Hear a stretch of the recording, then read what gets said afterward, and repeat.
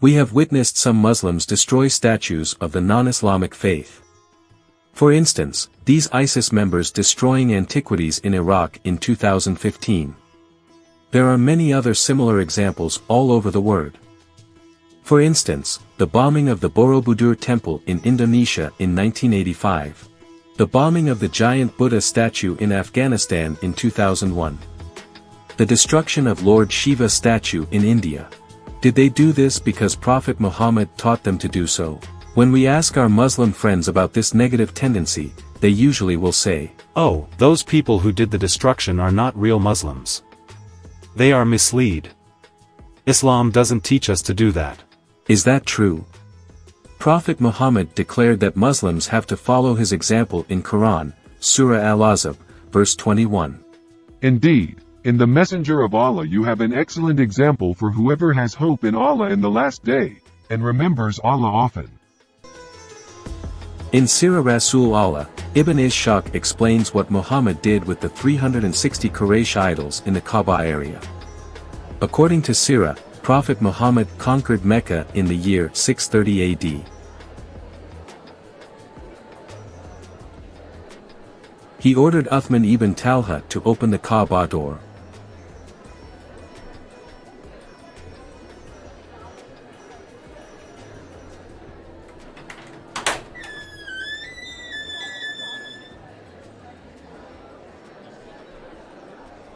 Prophet Muhammad saw a wooden dove sculpture.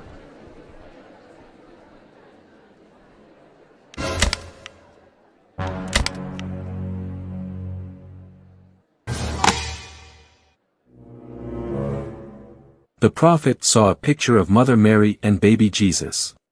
Erase all of the pictures except this one. Yes, Rasulullah.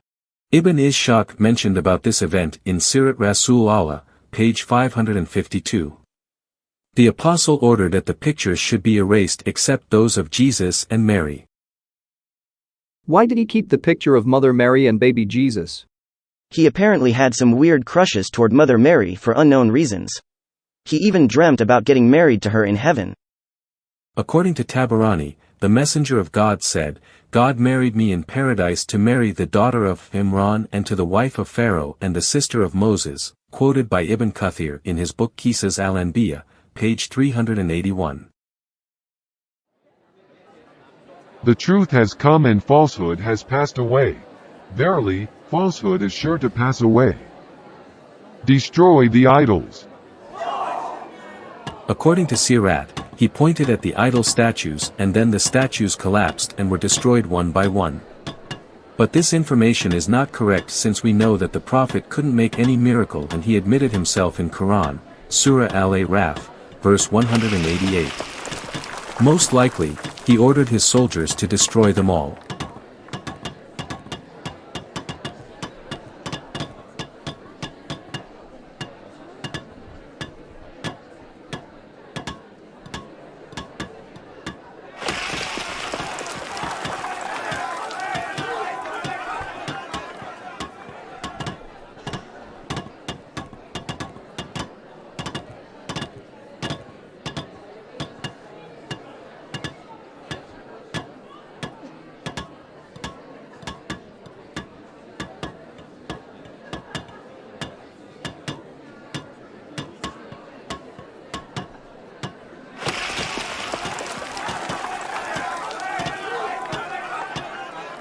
Prophet Muhammad forced the Quraysh people to watch him destroy their beloved idols.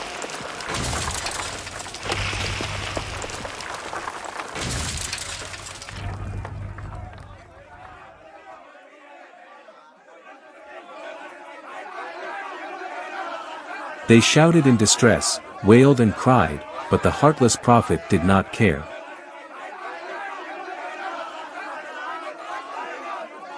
After that, Prophet Muhammad ordered the destroyed idols to be burned.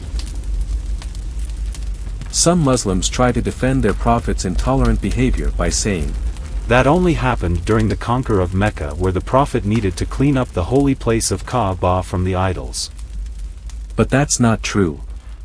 2 weeks after he conquered Mecca and destroyed all of 360 Quraysh idols, Prophet Muhammad sent his fearsome general, Khalid ibn al-Walid, to attack the temple of Al-Uzza at Nakhla.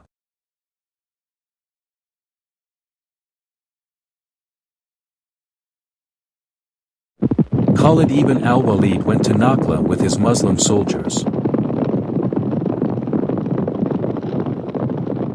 The Al-Uzza goddess was the biggest female idol for the people of Banu Sulaym, Quraysh, Kinana and Al-Madar who live in and around Mecca. The hypocrite prophet used to worship Al-Uzza also in the past. Hisham ibn Kalbi, in his book titled The Book of Idols, page 17, wrote, "We have been told that the apostle of God once mentioned Al-Uzza by saying, 'I have offered a white sheep to Al-Uzza, while I was a follower of the religion of my people.'"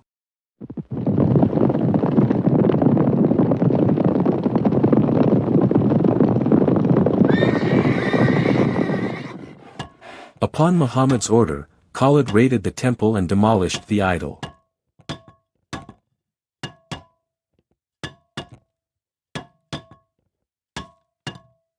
He ordered his soldiers to kill those who tried to prevent the destruction.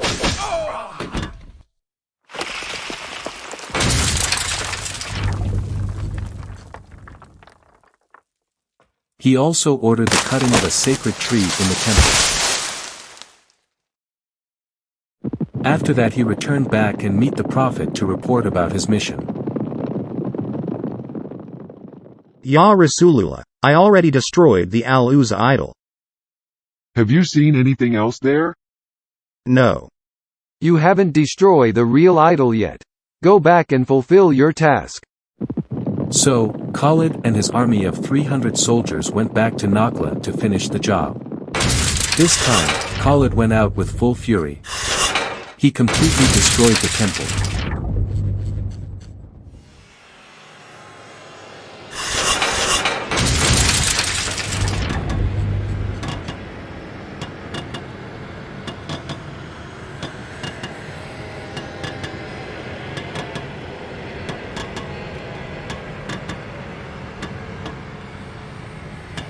Khalid killed the custodian of Al-Uzza temple named Dubaya al-Salami.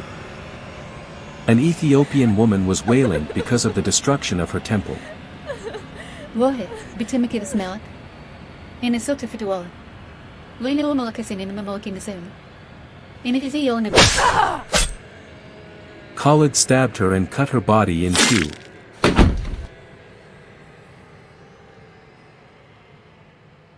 Then he stole her jewelry. I take this one for Prophet Muhammad. He will like it.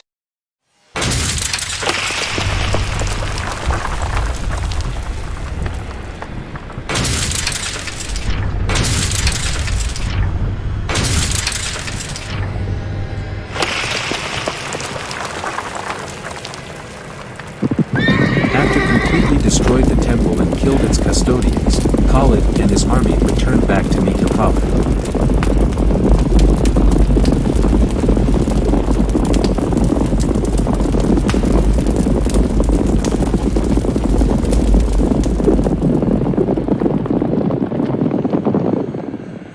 Khalid described what he did and saw at Nakhla to the Prophet. When I was there, a naked Ethiopian woman with disheveled hair came to me. I cut her in two pieces. This is her jewelry. Apparently, killing an innocent and helpless woman was not a problem for the Prophet. That was Al-Uzza. Al-Uzza will never be worshipped again. Isn't the Prophet Muhammad's violent action matched with the Muslims' destruction of statues of other faiths? It is obvious that the Muslims imitated what Muhammad did and said, just exactly like what Quran, Surah Al-Ahzab, verse 21 asked them to do. Prophet Muhammad would love those aggressive Muslims because they actually follow his teachings and don't dilute them like many westernized Muslims do. Those who disagree are being dishonest. Islam is the product of an insane person, therefore if you follow it, you become just as insane.